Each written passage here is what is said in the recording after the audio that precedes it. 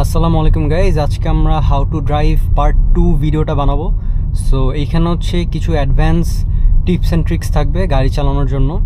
যারা ফার্স্ট ভিডিওটা দেখেননি আমি হাইলি সাজেস্ট করবো ফার্স্ট ভিডিওটা দেখে আসতে, তাইলে ওইখানে যে টিপসগুলো বলা হয়েছে সেগুলো আপনারা মিস আউট করবেন না। হ্যাঁ, এখন ফার্স্ট অ্যাডভান্স টিপটা থেকে যদি আমরা শুরু করতে চাই, সেটা হচ্ছে পার্কিং কিভাবে জায়গা মতো করবেন। ঠিক আছে, সো এখন পার্কিংয়ের জন্য যদি আমরা আজকে ক্যামেরা ছাড়াই পুরোটা পার্ক করে দেখাবো। সো গাড়িটা আমরা এখন রিভার্সে দিব। লেফট সাইডে মিররের দিকে খেয়াল রাখবেন। আমরা লেফট সাইডে গাড়িটা যতখানি ঘোরাচ্ছি দেখবেন যে ওই গাড়িটা আপনার গাড়ির সাথে কন্ট্যাক্টে আসতেছে কিনা। ঠিক আছে, যদি না আসে তার মানে আপনার গাড়িতে ইনাফ অ্যামাউন্ট অফ জায়গা আছে। হ্যাঁ, অ্যান্ড দেন যখন সাইড মিররগুলোতে আপনারা ক্লিয়ারলি দেখতে পারবেন যে আমি পিছনের সাইডটা দেখতে পারতেছি। সো এভাবে একটু চাকাটা সোজা করে নিই। এভাবে যাইতে যাইতে দেখবেন যে আপনারা একটা আন্দাজ ধরতে পারবেন যে এরকম এখন আমার গাড়িটা একটু বাঁকা হয়েছে, বাট স্টিল আমরা মোটামুটি ক্লোজে আর কি ব্যাক করতে পারছি। হ্যাঁ, গাড়িটা থেকে আমার অনেকখানি ডিস্টেন্স হয়ে গেছে, কাজে কয়টা লোক দাঁড়াই ছিল, যাই হোক। অ্যান্ড যখন আমরা বের হব, রাইট, বের হওয়ার সময় যে পাশে যদি গাড়ি আরও চাপানো থাকে সেটার জন্য আমরা খেয়াল করব যে যখন আমরা এখান থেকে বের হচ্ছি আপনার এইটা হচ্ছে শোল্ডার লাইন, এই পিলারটা যখন ক্রস করবে তখন আপনারা পুরা ফুল কাটাই দিলে দেখবেন যে আপনারা ইজিলি বের হয়ে যাইতে পারবেন। আমার ফুল কেটে গেছে, আর জীবনে ওখানে লাগার চান্স নাই। ঠিক আছে, এইটা আপনারা নিজেদের গাড়িতে প্র্যাকটিস করে দেখবেন যে একদম এই জিনিসটাই হয় যে আপনাদের শোল্ডার লাইনটা যদি একবার পাশের গাড়ির সামনের পার্টটা ক্রস করে যায় তখন আপনারা ইজিলি গাড়িটা মানে ফুল কেটে টান দিলে দেখবেন যে ইজিলি ক্রস করে গেছে, আর ওই গাড়ি টাচ লাগার কোনো পসিবিলিটি নাই।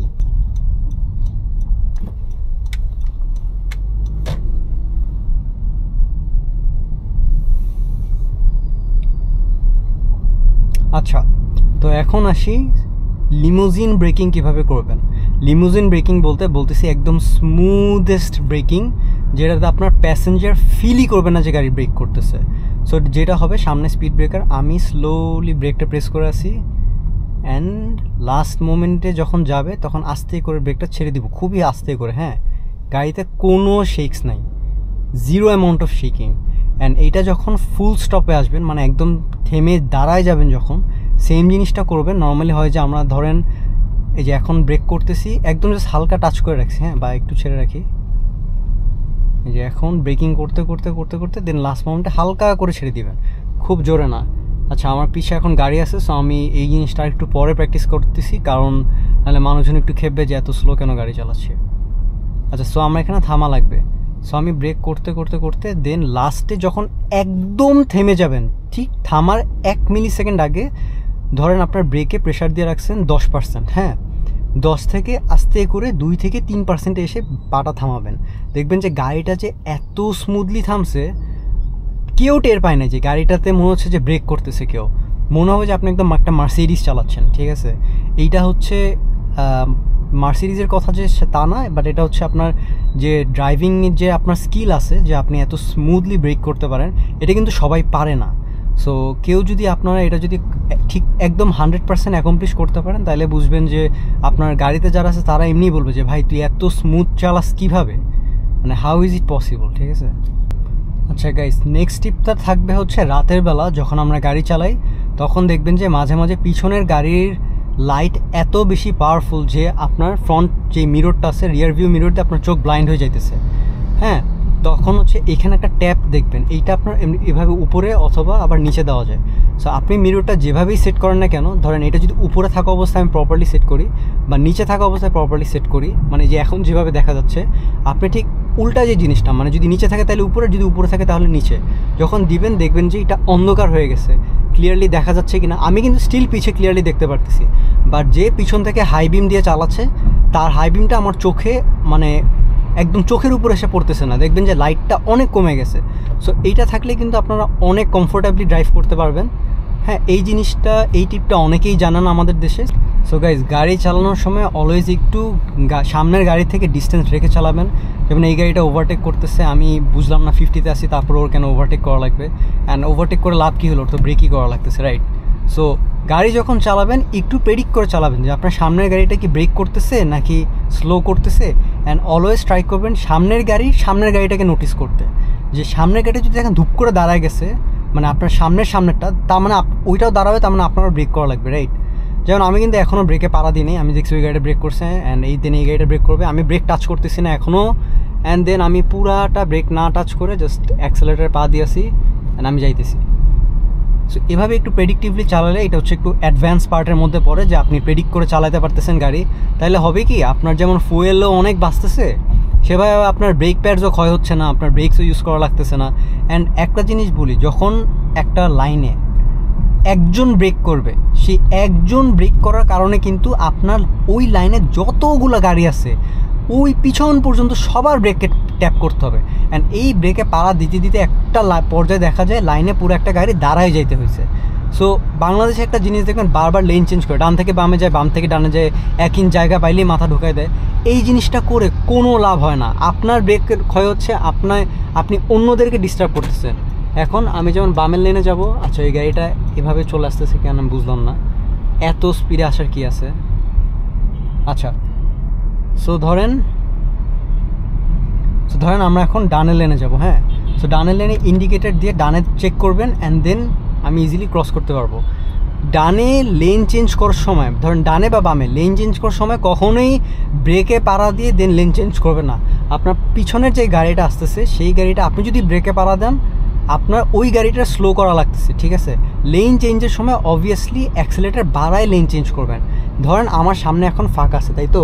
সো আমি বামের লেনে যাইতেছি, আমি যদি ব্রেক দিই পিছনে যে মোটর সাইকেলটা আসতেছে সেটার ব্রেক করা লাগবে।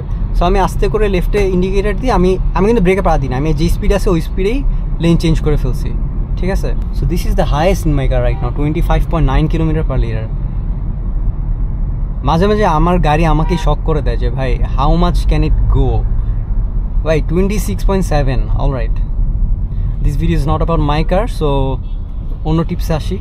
আচ্ছা গাইজ, আরেকটা জিনিস হচ্ছে, যখন আপনারা গ্লাসে দেখবেন যে রাইট সাইডের গ্লাসের কাছের দিকে কেউ আছে, তার মানে সে অনেক দূরে আছে, হ্যাঁ। যেমন ওই সাদা করলাটা একদম কাছের সাইডে, তার মানে গাড়িটা অনেক দূরে আছে।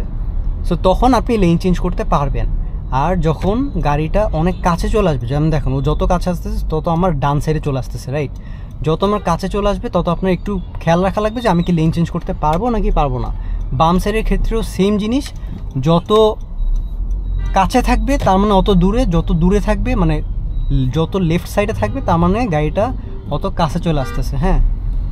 অ্যান্ড গাইজ, অনেকে আরেকটা জিনিস জানতে চাচ্ছিলেন যে গাড়ির মাপটা, বাম সাইডের মাপটা কীভাবে বুঝবো, ডান সাইডের মাপটা কীভাবে বুঝবো, সেটা আমি আগের ভিডিওতে অলরেডি এক্সপ্লেন করছি। সেটা হচ্ছে এই যে লাইনটা দেখতেছেন, সাদা লাইনটা যখন এসে আমার হাতে টাচ করতেছে, তার মানে আমার গাড়ির একদম রাইট সাইড থেকে আর ধরেন 1 ইঞ্চের মতো জায়গা আছে। এই যে এখন ওইখান আমার রাইট সাইড থেকে 1 ইঞ্চি জায়গা আছে। সো আমি বলছিলাম যে বাম সাইডটা মেজার করার জন্য আপনি গাড়ির মাপটা আগে দেখবেন যে একটা লেনের মধ্যে আপনার কতটুক জায়গা নেয় গাড়ি। সো ওভাবে আপনি ডান সাইডটা ফিগার আউট করতে পারলে আপনি বাম সাইডটা ফিগার আউট করতে পারবেন। কিন্তু আর একটা ওয়ে হচ্ছে, যখন মনে করেন আপনি লেফট সাইড ঘেঁষায় কোথাও পার্কিং করবেন, সেটা হচ্ছে গাড়ির যে মাঝখানের পয়েন্টটা, এই যে এখানে একটা মাঝখানে একটা জিনিস দেওয়া আছে, সো ওই জায়গাটা যতক্ষণ টাচ করতেছে না লেফট সাইডে, ততক্ষণ মানে আপনি এখনও লেফট সাইডে বাকি আছেন। যেখানে দেখেন এই লেফট সাইডের সাদা লাইনটা হচ্ছে এখন আমরা ওই মাঝখানের ওইটার উপর দিয়ে যাচ্ছে, তাই তো? আরেকটু বামে নিতে হবে, হ্যাঁ। তার মানে হচ্ছে আমার বাম সাইডের কানটার পাশ থেকে আরেকটু মোটামুটি 1 হাতের মতো জায়গা আছে। সো এইটা হচ্ছে গাড়ি টু গাড়ি একটু চেঞ্জ হয়, যদি আপনার বনেট একটু লম্বা হয় বা বনেট একটু ছোট হয়, সেই ক্ষেত্রে এই মাঝখানের জিনিসটা দিয়ে আপনারা বলুন তো মাঝখানটা থেকে একটু হয় ডানে যাবে নাহলে বামে যাবে, এটা একটু গাড়ি টু গাড়ি ডিফার করে। সো ওভাবে আপনারা মেজার করতে পারেন। আমি কিন্তু বলতেছি গাড়ির মাঝখানটা, এই যে এখানে মাঝখানে একটা জিনিসের মতো আছে সেই জায়গাটা, ওয়াইপারের পার্ট কিন্তু বলতেছি না, যে ওয়াইপার মাঝখান বা ফার্স্ট ওয়াইপার যেখানে শেষ হয়েছে সেটার কথা কিন্তু বলতেছি না। আচ্ছা গাইস, সো এখন আমরা দেখাবো যে গাড়ি মার্জ কীভাবে করতে হয়। মার্জ মানে হচ্ছে আপনি যখন একটা রাস্তা থেকে হাইওয়েতে কানেক্ট করবেন, এই জিনিসটাকে বলে মার্জিং। সো মার্জিংটা কীভাবে করতে হয় আপনাদেরকে এখন দেখাবো।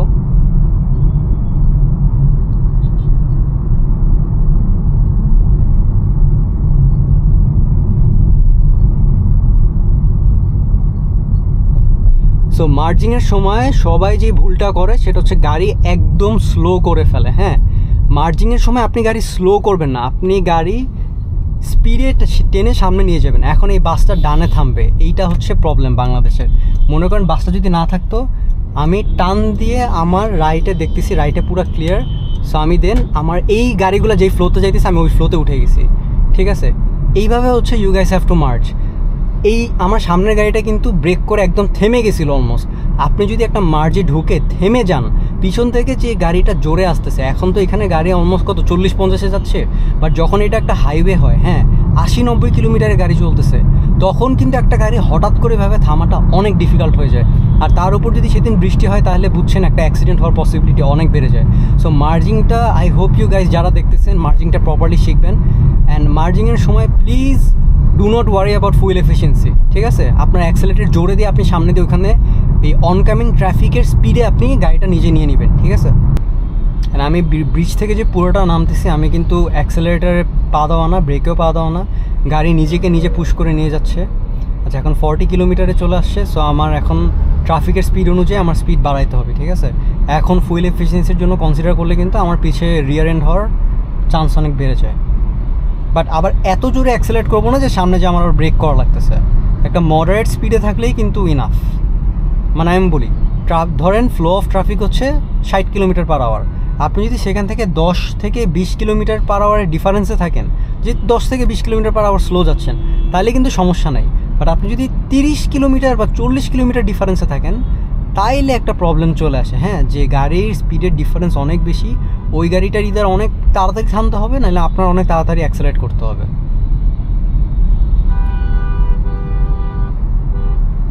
কেন কেন আমি একটা লেনে আসছি, কামন গাইজ। আপনাদেরকে একটা জিনিস বলি আজকের ভিডিওতে, সেটা হচ্ছে মানে ফর এক্সাম্পল আপনি ঢাকা থেকে চিটাগং যাচ্ছেন, আচ্ছা ফাইন, এখন সেই রাস্তায় গুগল আপনাকে দেখাচ্ছে আপনি যদি ধরার কথার কথা 50 কিলোমিটার পার আওয়ারে যান, তাইলে আপনার 1 ঘন্টা লাগবে পৌঁছাইতে, তাই না। এখন আমরা এই কিলোমিটার আর স্পিডের আমরা ফর্মুলা কি জানি, যে time equals to distance by velocity, মানে হচ্ছে আপনার সময় ইকুয়ালস টু আসে হচ্ছে আপনার যতখানি ডিস্টেন্স ক্রস করবেন ডিভাইডেড বাই হচ্ছে আপনার স্পিড। তাহলে কথা হচ্ছে আপনি 1 ঘন্টায় যদি 50 কিলোমিটার পার আওয়ারে চালায় যদি আপনি চিরং পৌঁছাতে পারেন, তাহলে আপনার কথা হচ্ছে, তাহলে আমি যদি 50-এর জায়গায় 100 কিলোমিটার পার আওয়ারে যাই, তাহলে আমি আধা ঘন্টায় পৌঁছাতে পারবো, তাই তো। বই খাতাপত্র অনুযায়ী তাই হয়। এবার আমি আপনাকে একটা রিয়েল লাইফ সিনারিও বলি। আপনার রাস্তায় যে স্পিড লিমিটটা দেওয়া আছে, ধরেন ঢাকা মাওয়া হাইওয়েতে 80 কিলোমিটার পার আওয়ার দেওয়া আছে, আপনি একটা স্পিডের পরে আপনি যে স্পিডটা বাড়াবেন, ধরেন 80 থেকে 90 কিলোমিটার আওয়ার বাংলাদেশের রাস্তার জন্য সেফ, এরপরে যে আপনি প্রত্যেক 10 কিলোমিটার পার আওয়ার করে বাড়াচ্ছেন, আপনি যত ভাবতেছেন তাড়াতাড়ি পৌঁছাবেন, অ্যাকচুয়ালি আপনি অত তাড়াতাড়ি পৌঁছাতে পারবেন না। কারণ আপনি যদি এরকম হয় যে আপনি এই এক্সাম্পলটা যে দিলাম, 50 কিলোমিটারের বদলে 100 কিলোমিটার পার আওয়ারে চালাচ্ছেন, সেটা তখনই পসিবল, আপনার টাইম কমবে যখন আপনি 100 কিলোমিটার পার আওয়ারে একদম একটানা যাইতেছেন। বাট সেটা পসিবল হয় না, আপনার বারবার ব্রেক করা লাগবে, বারবার আবার টানা লাগবে। এতে যেটা হচ্ছে আপনার ব্রেক প্যাডস ক্ষয় হচ্ছে, আপনার তেল ক্ষয় হচ্ছে আরও বেশি, আর আপনি রাস্তার অন্যদেরকে আপনি বিপদে ফেলাচ্ছেন, হ্যাঁ। সো এই থিওরিটা দেখবেন আরও ভালো মতো এক্সপ্লেন করা আছে, যে আপনি একটা স্পিডের পরে ধরেন 60, 70 বা 80 কিলোমিটার পার আওয়ারের পরে যদি আরও স্পিড বাড়ান, আপনি অ্যাকচুয়ালি খুব তাড়াতাড়ি যাইতে পারবেন না। এটার একটা রিয়েল লাইফ এক্সাম্পল হচ্ছে, আমরা যখন বরিশালে একটা ট্রিপ দিছিলাম, তখন আমাদের এই গাড়ি নিয়ে গেছি, আমি অ্যারাউন্ড 80 কিলোমিটার পার হয়ে গেছি, আর আমাদের ফ্যামিলি আরেকজন গেছিলো, সে একটা প্র্যাডো নিয়ে অ্যারাউন্ড 100-110 ক্রস করে চলে গেছে।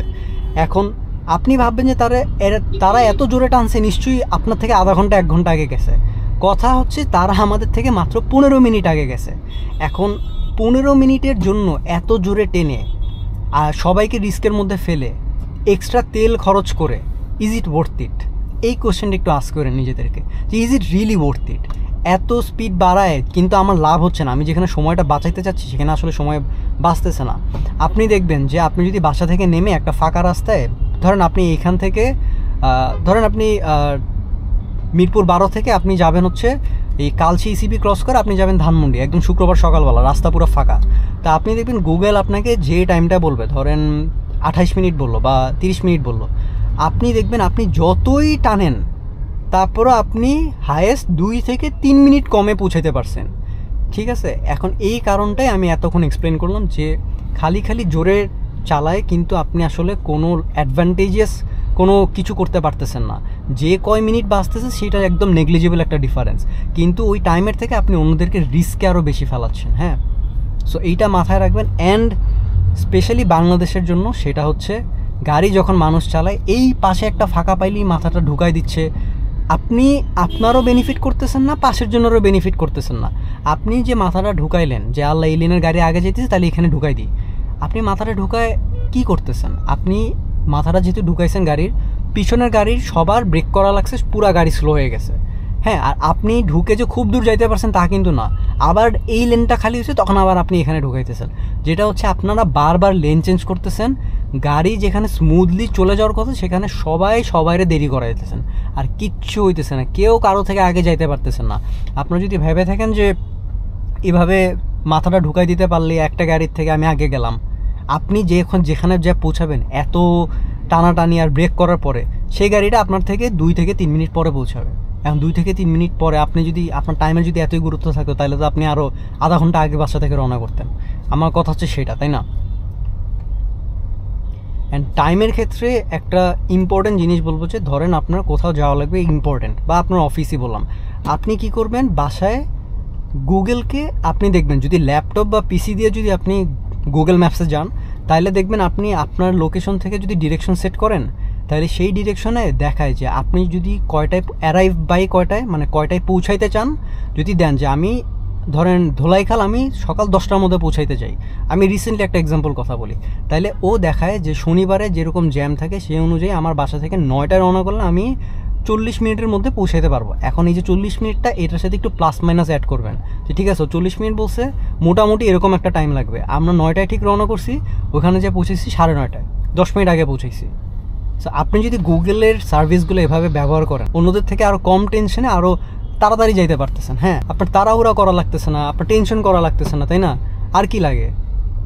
সো এই জিনিসটা সবার ফোনে আছে গুগল ম্যাপস, আপনারা আগে ভাগে একটু রিসার্চ করলেই দেখতে পারবেন, আপনাকে একটা টাইম দেখাই দিবে, এই টাইমের খুব আগে বা খুব পরে যাইতে পারবে না, হাইয়েস্ট প্লাস মাইনাস 5 থেকে 10 মিনিট, ঠিক আছে? কিন্তু গুগল ম্যাপসের একটা কথা হচ্ছে, যদি কোনো জ্যাম আমরা মানুষের কারণে বানায় থাকি, ধরেন এই বাসগুলো এখন এই রাস্তাটা পুরো জ্যাম বানায় বসে আছে, এই জ্যামটা কিন্তু গুগল আপনাকে ঠিক ক্যালকুলেশন দিতে পারবে না। যেটা হচ্ছে যমুনা ফিউচার পার্কের সামনের রাস্তাটায় যে বাস দাঁড়ায় রাখে সেইখানে গুগল ভাবে যে সেটা 7 থেকে 8 মিনিটের মধ্যে ছেড়ে দিবে, কিন্তু সেই জ্যামটা থাকে আপনার একটানা 40 মিনিট। হ্যাঁ, সো এইটা আপনার একটু বুঝে নিতে হবে যে মানুষ যদি কোনো কিছু নিজেরা মানে একটা সিচুয়েশন ক্রিয়েট করে রাখে তাহলে সেটার হিসাবটা গুগলের ঠিক হবে না।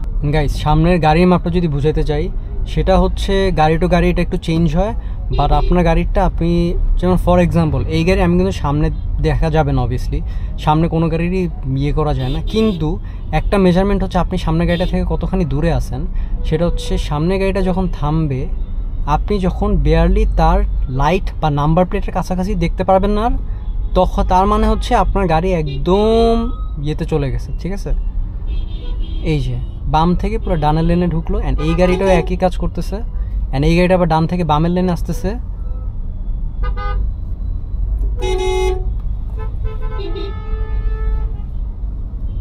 এই জিনিসগুলোর জন্য আজাইরা লেন টু লেন জ্যাম বাড়ে।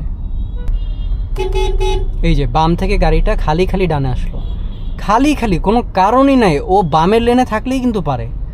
এই জিনিসগুলো করার কারণে সবার লস হয়, সবার। কতখানি সামনে গেল গাড়িটা আমার থেকে, মানে এই জিনিসগুলো করার আসলেই কোনো মানে নাই।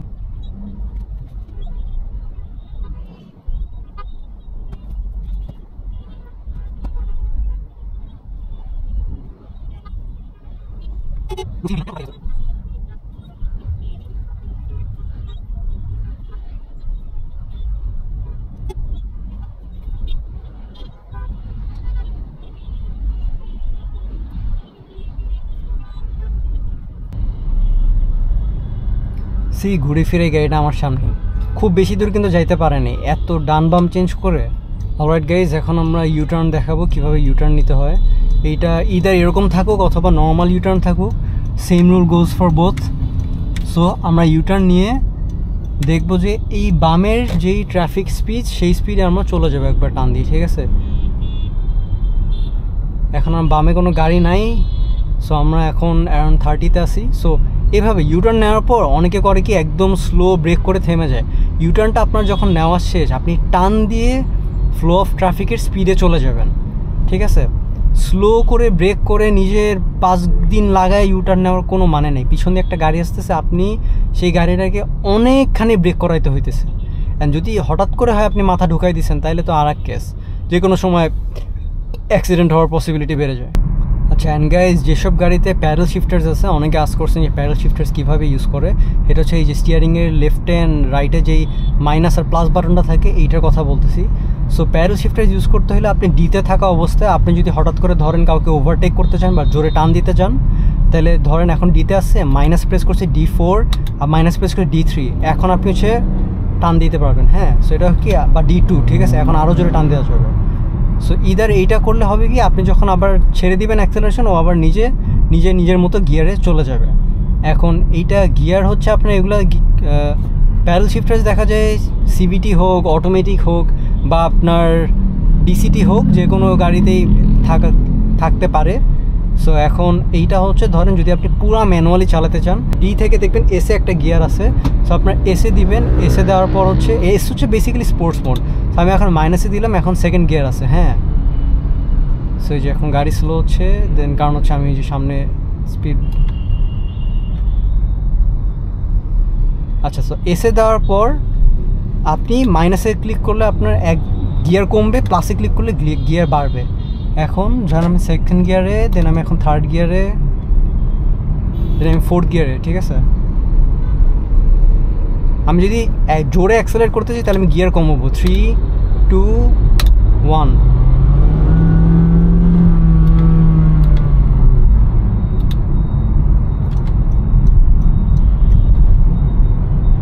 অ্যান্ড হন্ডার ক্ষেত্রে হন্ডার VTEC kicks in about 5000 RPM. So first gear and then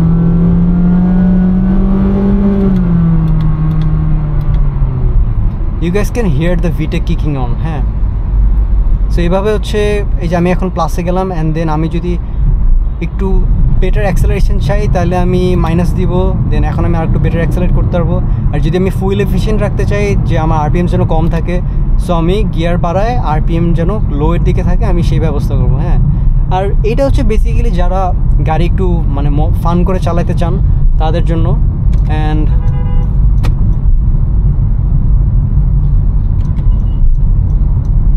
guys, আর একটা জিনিস অলওয়েজ মাথায় রাখবেন, সেটা হচ্ছে লেন চেঞ্জ করার সময় অবশ্যই টার্ন সিগন্যালস ইউজ করবেন। হ্যাঁ, লেন চেঞ্জ করেন বা গাড়ি জাস্ট বামে বা ডানে কিছু করার জন্যই আপনি ইন্ডিকেটার্স ইউজ করবেন।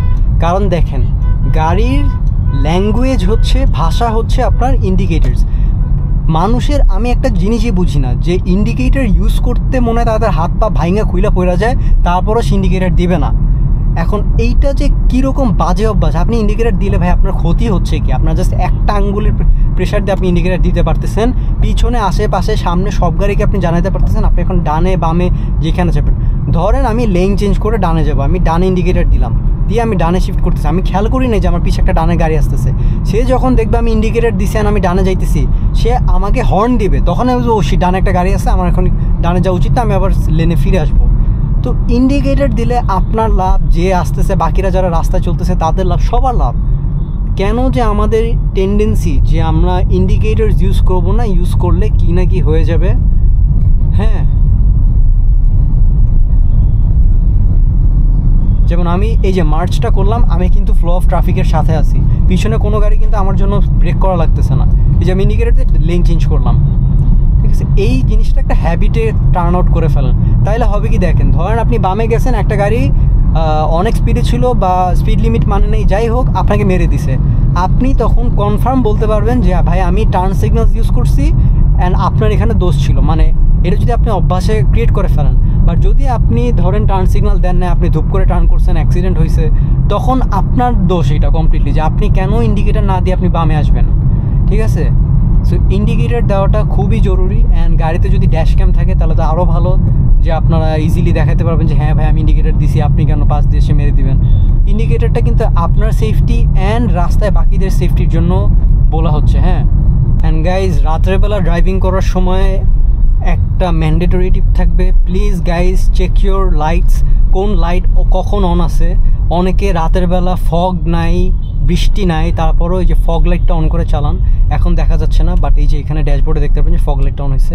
গাইজ ফগ লাইটটা অপোজিট সাইড থেকে যে গাড়িটা আসে তার চোখের অনেক লাগে। হ্যাঁ, ফগ লাইটের কাজ হচ্ছে যখন অনেক কুয়াশা থাকে তখন যেন অনকামিং ট্রাফিক যেন আপনাকে দেখতে পারে যে না নিচে একটা গাড়ির নিচ দিয়ে দুইটা লাইট জ্বলতেছে, মানে হচ্ছে একটা গাড়ি আছে। হ্যাঁ, নর্মালি আমাদের যে লো বিমটা থাকে, লো বিমটা দেখা যায় যে অত দেখা যায় না, একদম যখন কুয়াশায় পুরো সাদা হয়ে থাকে সব কিছু।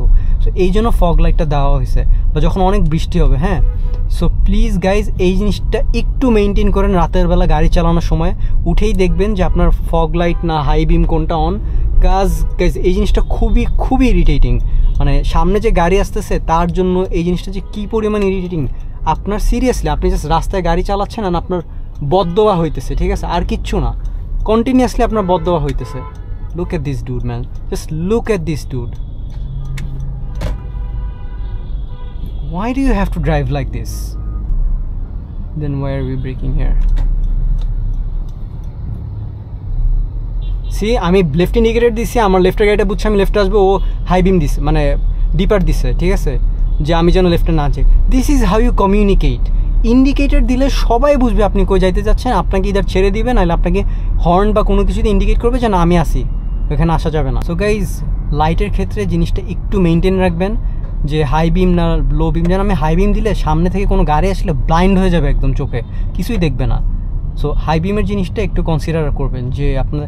অ্যান্ড লাইটের আমি আলাদা একটা ভিডিও বানাবো, যে সেটা হচ্ছে অনেকে এখন তাদের হ্যালোজেন হাউজিংয়ের মধ্যে এলইডি লাইটস লাগাচ্ছে।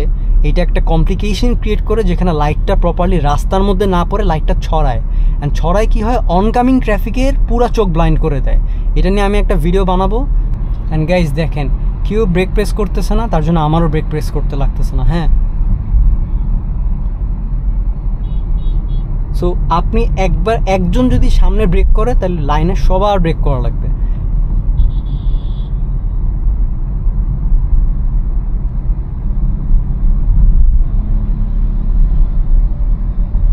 দেখছেন কেউ ব্রেক করতেছে না। This is how you drive man, this is how you drive. ও হালকা ব্রেক ট্যাপ করছে, ইয়েট আমার ব্রেক করা লাগতেছে না, ঠিক আছে, কেউ ব্রেক করতেছে না, সবাই নিজেদের মোমেন্টাম ক্যারি করে যাইতেছে। সি ইন্ডিকেটর দিছে যে বামের সাইডে যাবে। That is how you drive man. Respect bro, respect.